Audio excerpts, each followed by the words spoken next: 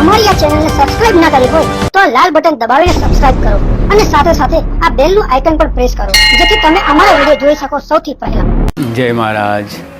હોળી આપણા હિન્દુ ધર્મનો પવિત્ર ઉત્સવ છે।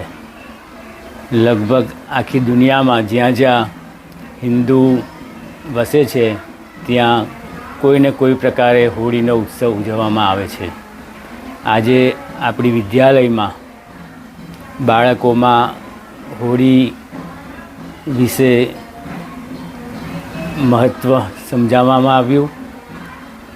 હોળી હિરણ્યકશ્યપ રાક્ષસીઓનીમાં ગણાય।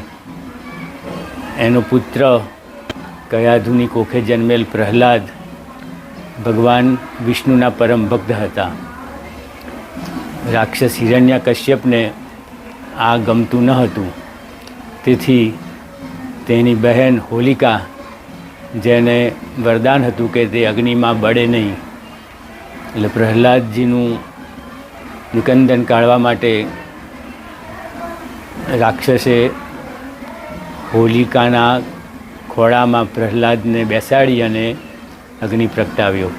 પરંતુ બુરાઈ ઉપર સારા અચ્છાઈનો વિજય થાય છે જ, એ પ્રમાણે કિંવદંતી છે કે હોલિકાનું દહન થયું અને પ્રહલાદનો બચાવ થયો। આમ આ હોળીનો ઉત્સવ બુરાઈ ઉપર સારા અચ્છાઈનો જીતનો તહેવાર મનાવવામાં આવે છે, માનવામાં આવે છે, અને આને એકબીજા ઉપર રંગ છાંટીને ઉત્સવ ઉજવવામાં આવે છે। જય મહારાજ।